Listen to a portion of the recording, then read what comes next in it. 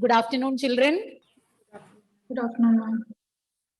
So last class, we were discussing about what sewage treatment with the help of microorganism. I just gave an introduction. We need to learn it in detail. And we learned that there are two stages in the sewage treatment, and sewage treatment is carried out in sewage treatment plants. And which are the two steps involved? Lydia, which are the two steps involved in sewage treatment? Primary treatment and secondary. Secondary. What takes place in primary treatment? Naureen, what happens in primary treatment?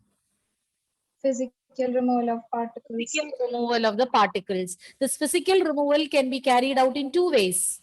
Nandana, one method. Removal of floating debris. Floating debris by which process?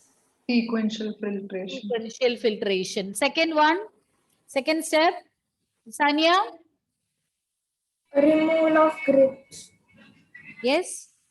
Removal of grit by sedimentation. Removal of particles, grit particles or soil and pebble by means of sedimentation. And once these particles have sedimented, what do you call the supernatant? Rijaz? After sedimentation, how can you separate the condensed? Solid settled is called primary sludge and supernatant is called primary effluent. Okay, so we'll continue.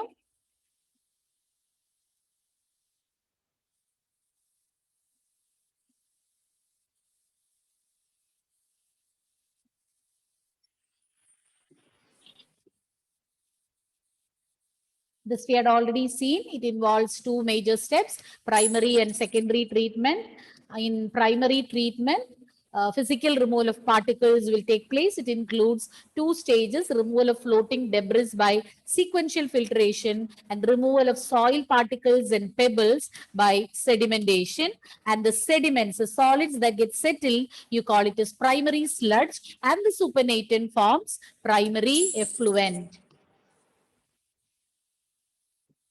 Now here you can see step by step, the stages are listed. Primary effluent, those which are settled, those which are particles which are getting sedimented, that can be separated. And the supernatant, that need to be further purified. So the primary effluent is what? The supernatant formed after sedimentation of the particles. Primary effluent is sent to aeration tanks. The primary effluent from primary treatment, after primary treatment, will be taken to aeration tanks. And what happens in the aeration tanks? Constant agitation. So inside the aeration tanks, the primary effluent is continuously agitated and air is pumped into it. So continuous agitation means you understood. So it is vigorously agitated or vigorously that movement is brought about to this primary effluent. They are not allowed to stay stagnant or still. Continuously it is being agitated and air is pumped into it. And this will promote. So when air is allowed to pass through, this will promote the growth of aerobic microbes. And you know the difference between aerobic and anaerobic microbes. And aerobic microbes, they need oxygen for breathing or for carrying out their activities. Aerobic bacteria need oxygen for their survival, whereas anaerobic bacteria, they don't need the presence of oxygen. So these anaerobic microbes, they will form structures known as flocs. Flocs means the bacteria, they can form mesh-like network along with fungal filaments. So both bacteria and fungal filaments, when they form a mesh-like network, you call it as floc. Once again, primary effluent will be carried to aeration tanks where the primary effluent is continuously agitated and air is pumped into it. When air is pumped, this will promote the growth of aerobic bacteria, which will form structures known as flocs along with fungal filaments. Floc is a mesh-like network formed by bacteria and fungal filaments. And these flocs will help in consuming the organic matter. So the organic matter, the waste particles present in the effluent will be consumed or will be broken down by these flocs. And when organic matter is reduced, the BOD also will reduce. The higher the organic matter, higher the pollution rate and higher will be the BOD. When this organic matter is eaten up, or when it is digested, or when it is reduced, the BOD, biological oxygen demand, also will reduces. Lower, once the BOD is lowered, that means the pollution is also, the pollution or the polluted water, the pollution present in that water body is also getting reduced. BOD, the definition is the amount of oxygen consumed by the bacteria to oxidize the organic matter present in 1 liter of water. The oxygen, biological oxygen demand, the oxygen required or consumed by the bacteria to oxidize the organic matter present in 1 liter of water. So it's a measure of the organic matter present in water. Greater the BOD, greater will be the polluting potential. So say for example, if the organic matter is high, then more amount of oxygen will be needed by the bacteria to break it down. So as a result, what happens is the entire oxygen content will get depleted, which will affect the other organisms surviving. The polluting potential will be more. So when the organic content is reduced, the oxygen required for its oxidation will be reduced, and thereby the polluting potential. If the biological BOD is high, then that will utilize the oxygen present in the water bodies, which can harmfully affect the other organisms living in water bodies. For example, last year you had learned about algal bloom. Hope you're remembering. When algal bloom takes place, gradually it can lead to increase in BOD. The biological oxygen demand also will increase, which will affect the organisms, so other organisms surviving in the water body. So once again, once primary treatment is over, the sludge, primary sludge can be removed, which has got sedimented, but the primary effluent is taken for further treatment or secondary treatment. For this, they will be sent to large tanks. You call it as aeration tanks. As the name suggests, in the aeration tanks, they are provided with air. Air is pumped into it, and this particular effluent is continuously agitated inside the aeration tanks, and air is pumped into it. So when air is supplied, this will promote the growth of aerobic microbes. And these microbes, in combination with fungus or fungal filaments, they form structures known as flocs. They can feed on the organic matter present in that water body and can reduce the organic matter.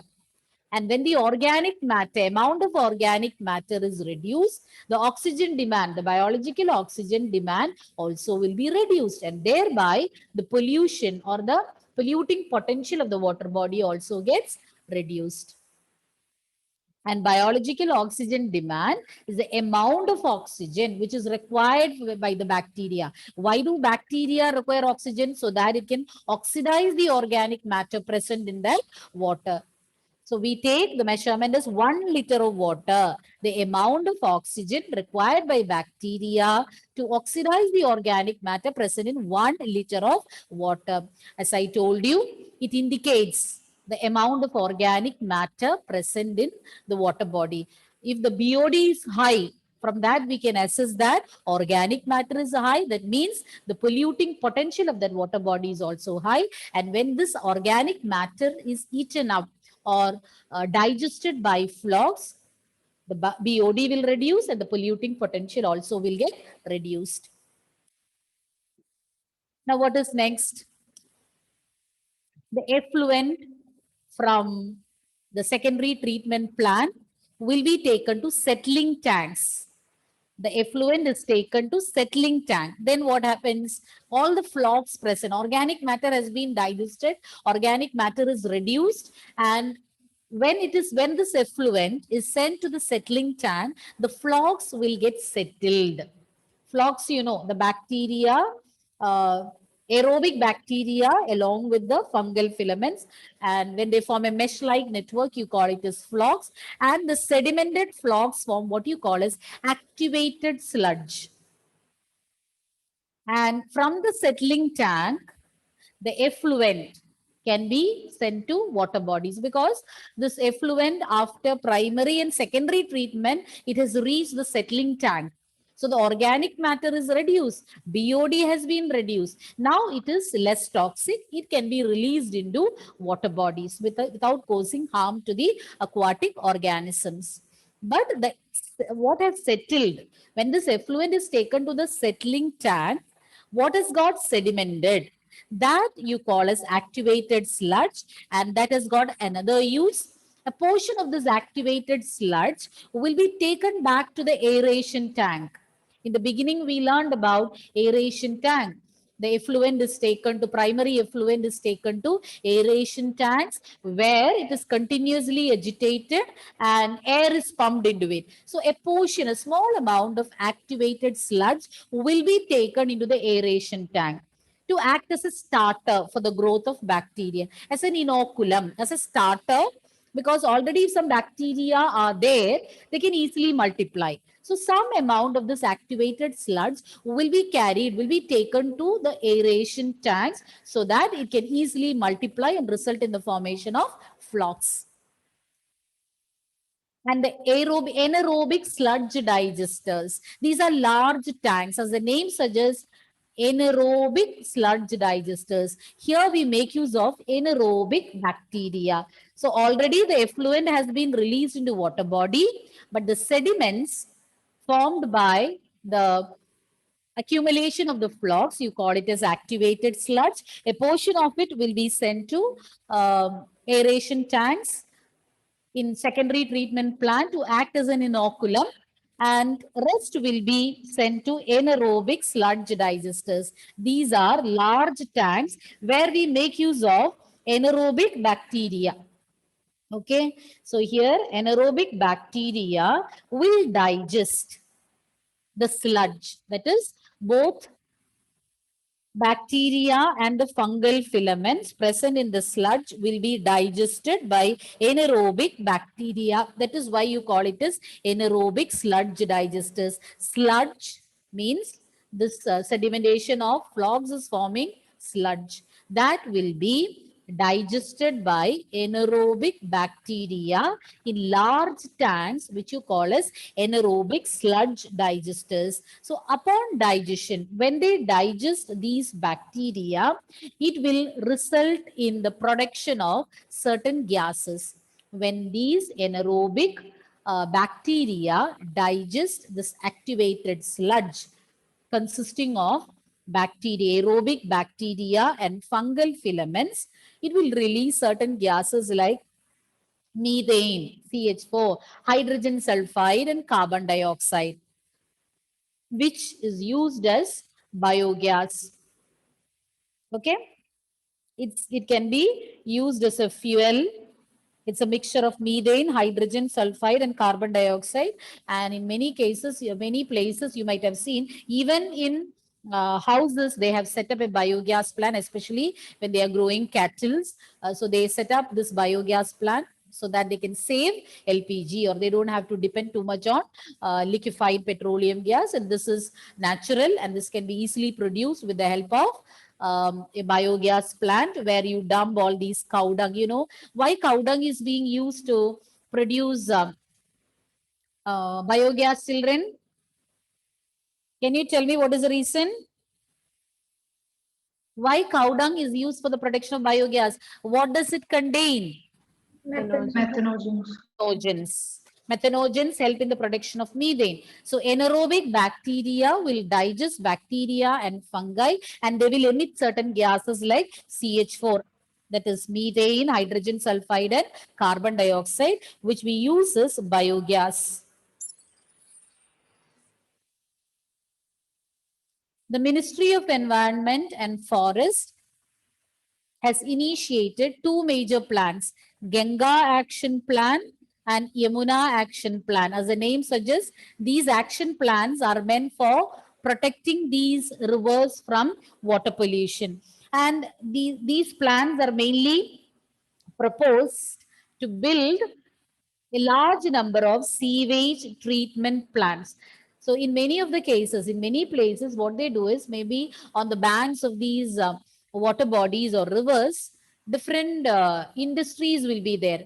So what they do is, before making these effluents or the waste which is or the sewage generated in the industries, actually it has to be rendered toxin free, or it has to be made less toxic, and only then it should be released into the water bodies. But there are many cases where they release it as such into the water bodies, and this can result all the aquatic organisms in that water body very badly. So these two plants are meant for saving these rivers, Ganga and Yamuna, from water pollution. And these plans are mainly proposed for setting up a large number of sewage treatment plants, so that the sewage will be released into these water bodies only after taking it to sewage treatment plants, only after it is made less toxic or toxin free by getting treated in the sewage treatment plants. You know that the production of sewage is much more when compared to olden times. Now it has increased because of urbanization. The production of waste is more, sewage production is more, but in accordance with the amount of waste being generated, the number of sewage treatment plants, that has not increased. It remains the same or less. But day by day, the production of sewage is increasing. So there are chances that untreated sewage water is released into different water bodies, which can affect the aquatic organisms as well as the water body very badly. It leads to water pollution, affects both human beings and animals or plants. Not only aquatic organisms, indirectly they'll be affecting all the terrestrial organisms too. So it is very important that all these toxins are made, not only the emissions from the factories or industries, all the municipal sewage water, all that has to be made less toxic or poison free before it is being released into water bodies. Otherwise, this can upset the balance of the entire ecosystem. Okay, I'll repeat it once again.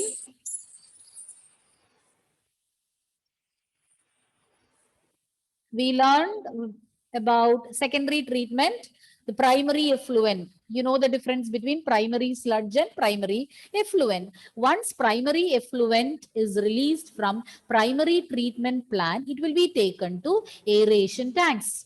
In the aeration tanks, it is continuously agitated and air is pumped into it. So when air is allowed to pass through these tanks, it will promote the growth of aerobic bacteria.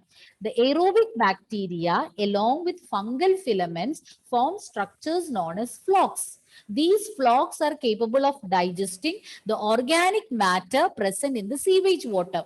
Upon digestion, the organic matter will get reduced, BOD also will be reduced, and the pollution also will be reduced.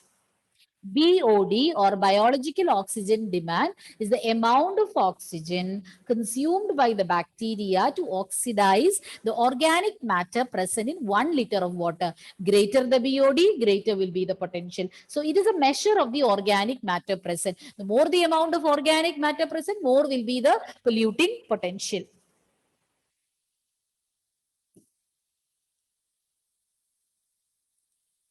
Once the effluent is released from the secondary treatment plant, it is taken to settling tank where these flocs will get settled. And the effluent, since it has been made less toxic, the BOD had been reduced, you can send it to water bodies without causing harm to the water bodies. And the flocs, when it gets settled, you call it as activated sludge. And the activated sludge is used for the production of biogas, but a small amount of it will be sent to the aeration tanks of the secondary treatment plant so that it can act as a starter for the production of flocs. So it acts as an inoculum. An anaerobic Sludge digesters are large tanks to where this activated sludge will be transferred. So there, with the help of anaerobic bacteria, the flocks will get digested. And once these flocks are digested, it will emit gases like CH4, methane, hydrogen sulfide, and carbon dioxide, a mixture of which will form what you call as biogas. And the Ministry of Environment and Forest has initiated two action plans to save water from water pollution, or to save these rivers from water pollution. And it is proposed to start more and more sewage treatment plants, so that only after the treatment in these plants, the water will be released into water bodies, rivers or the other water bodies, so that you can protect the rivers and other water bodies from pollution. Okay, children. Next class, we will learn about the role of microbes in the production of biogas. I think it's only little. Okay, let's see. Reviewing. One of you can recap. Ma'am, Yes. can you explain that point of inoculum? See, from once it has got this activated sludge, once it has got sedimented, a small portion of it, that is consisting of bacteria as well as fungal filaments, will be taken back. Small amount will be taken back to the aeration tanks. What is happening in the aeration tank? In the aeration tanks, since air is being supplied, it will promote the growth of aerobic bacteria. And that will form flocks along with fungal filaments. But if we are sending this, a small amount of the sludge or the flocks into this aeration tanks, that will speed up the process. Just like when you add a curd to milk, it will help in the production of curd easily. So just like that, small amount is taken to the aeration tank. So it will act as a starter. So easily the microbes can multiply and form flocks. That is the purpose. And remaining will get digested by anaerobic bacteria and emit gases like methane, hydrogen sulfide, and also one more gas I said, carbon dioxide. So that carbon dioxide I said, no? Yes. And that results in the production of biogas. Okay, Michael, Ma'am, your connectivity went. can you show the slide about BOD? Yes? The slide about BOD, can you show that again? Okay. BOD, if I say that's fine, or you want to see the slide? Say also. BOD means biological oxygen demand. It's the amount of oxygen consumed by bacteria, to oxidize organic matter present in 1 liter of water. Okay.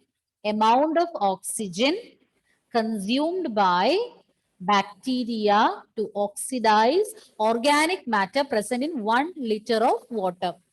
It's a measure of the organic matter present in water. More organic matter means the BOD also will be high. Less organic matter, BOD will be less. It indicates the polluting potential of water. BOD indicates the polluting potential of water body. If BOD is high, polluting tendency or polluting capacity is more. If BOD is less, the polluting potential will be less. Lesser BOD, lesser polluting potential. Higher BOD, higher polluting potential of that water body or that water. Okay, definition you got it? Amount of oxygen consumed by bacteria to oxidize organic matter present in 1 liter of water. Okay, quickly summarize. Meenakshi. After the primary treatment, the sewage will be sent into aeration tanks, and then from there. What happens in the aeration tank, Malavika? What happens in the aeration tank? Quickly you can say. Constantly station and pumping of air. air. This will promote what, Nandana? Growth of aerobic microbes. bacteria. When aerobic bacteria are multiplying there, it will form what, Michael? Along with dash, it will form Fox. flocks. Along with, what are flocks? Mesh-like formed by, Bacteria. along with fungal filaments. Then, Steffi, Then it is gone to the anaerobic sludge digester. anaerobic sludge digester. There. What happens, Naureen, in anaerobic sludge digester? The anaerobic bacteria will digest the sludge. And And- form, Gases are released. no, before that, it is taken to settling tanks. There, what happens? The flocks will sediment. Sediment. And will form It is activated sludge. Sludge. And it's what happens to this activated sludge, Lydia?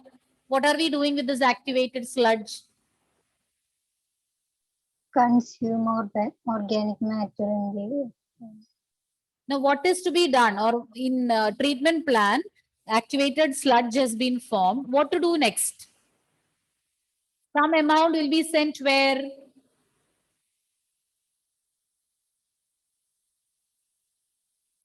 Some amount will be taken to where? What is the next step, Lydia? Don't know? from Yes? from Donna? Pumped back to aeration tank. A small portion will be sent to aeration tank. What for? Donna, what for?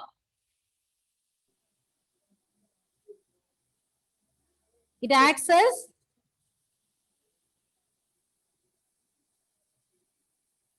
inoculum or starter for the production of flocks. This will act as a starter. Then remaining portion of the activated sludge will be sent to where, Gayatri? Aerobic sludge digester. Aerobic. Sorry, aerobic sludge. Anaerobic. Anaerobic sludge digester. Aerobic or anaerobic? Anaerobic. Pongi, huh? Anaerobic sludge Okay. digester. I heard aerobic. I don't know whether it is the problem with my ears. Then, Mehak, then? Anaerobic bacteria digest the bacteria and fungi in the sludge. And release? What do they release, Rajaz? What do they release? I can't see Methane. properly. Your hair has grown too much. Is it blocking your vision? Methane, hydrogen sulfide, carbon dioxide. Hydrogen sulfide, carbon dioxide, and also methane. And this is known as, combination of these three will form biogas. It can be used as a fuel. Okay. Now, let's proceed with the seminar. Who is going to begin? Steffi or who was there? Steffi and Sharon. Sharon, where are you? Where did she go? Sharon is not there. Okay, Steffi, you may start. Okay. Okay. Ma'am, can I start sharing? Yes. Okay, you may share. Yes.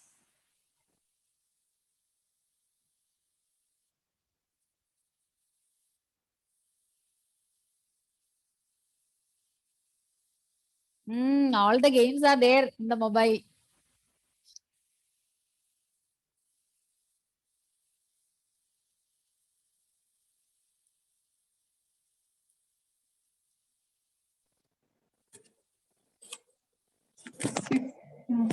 Ma'am, 1 minute.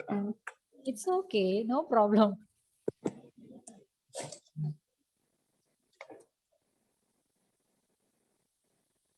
So, good evening, everyone. Today, I'll be taking seminar on the topic Helminth diseases. Firstly, what are Helminth diseases? Helminth diseases are the diseases which are caused by parasitic worms that live inside human body. So there are many diseases under Helminth diseases, but we'll be discussing about two of them, which is the first one is the Ascariasis. Ascariasis is caused by the pathogen Ascaris, which lives inside the intestine of human body. And it can be transmitted through many ways, which is soil, water, vegetables, fruits, etc. When these food items get contaminated and when we consume them, that is, they get contaminated with feces of these parasites and eggs. And when we consume them, that's when we get affected by ascariasis. Their symptoms include internal bleeding, muscular pain, fever, anemia, blockage of intestinal passage, etc. And now the second disease is filariasis and commonly known as elephantiasis. From the name itself, we can understand what elephantiasis refers to. It is the huge inflammation of any of the limbs or any of the body part. And the pathogen that causes elephantiasis is the filarial worm or Wuchereria. And there are two types of Wuchereria bancrofti and Wuchereria malai. Now, the organs it affects, as told earlier, is the lymphatic nodes or of the lower limbs and genital organs. And this mainly transmits through the bite of a mosquito known as female Culex mosquito. And about the symptoms, basically elephantiasis is symptomless, and we can understand it through this only through this chronic inflammation, and it can last for many years, leading to permanent deformation of the limbs. Steffi, just Yes, a minute. You are not showing this slides. ma'am. And one Sorry, I forgot one. more thing, it's okay. One more thing, can you rotate it so that it will be full screen? Okay. Okay, just try if possible.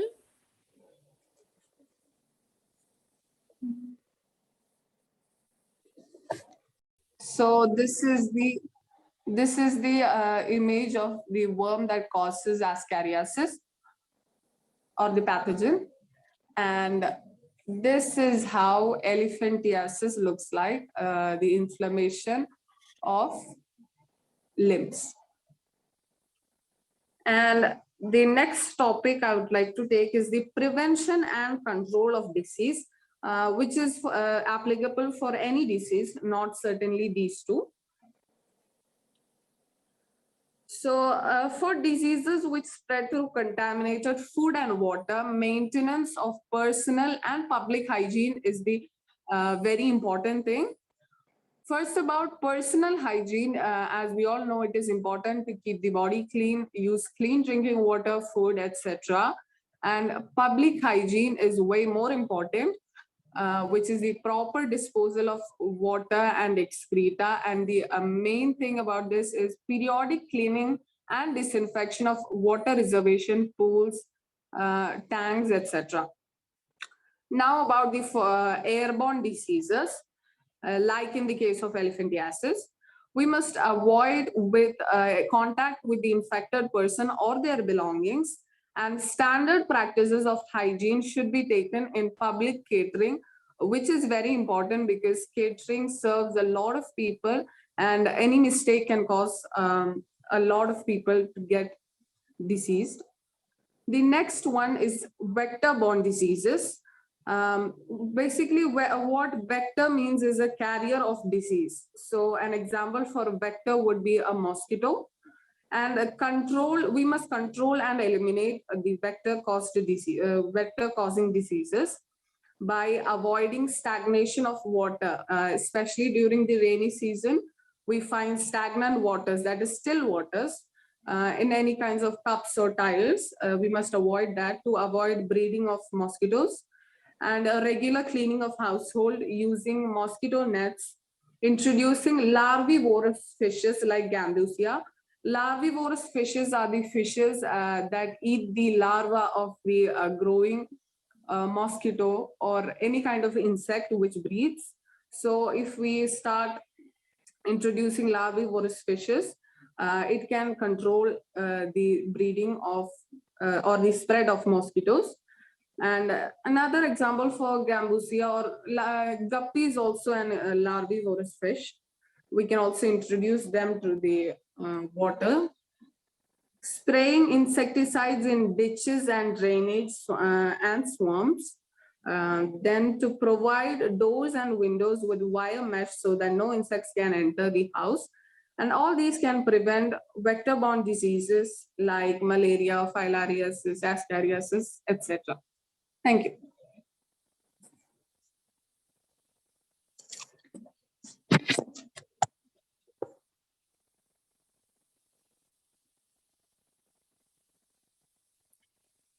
Completed?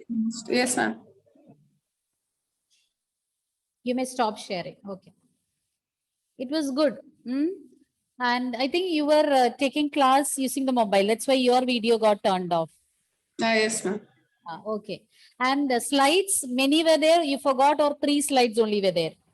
Only 3 were there, nothing else, ma'am. Prevention and control, nothing to there. Okay, it's fine. No problem. And it went well. And since the video was not seen, no, I could not make out whether you were reading or not, but it was good. I liked it. Okay, with confidence you have taken, and you could have included a few more pictures. Then what else? It was good. And who else is going to do? Who else? Sharon join. Ready, Sharon? And one more Yes, thing, ma'am. that pronunciation of it is filarial worm, filariasis. Okay, only that. Okay. Sharon, ready? Yes, ma'am. First of all, you relax. Smile is there on the face. I think you are cool. Okay, start.